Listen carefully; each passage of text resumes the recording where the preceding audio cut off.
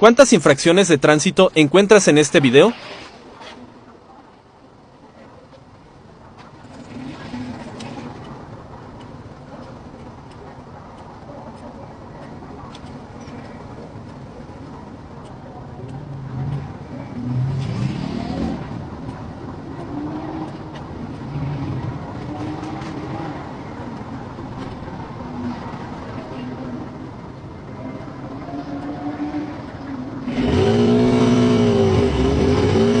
Comenta, yo encontré 6.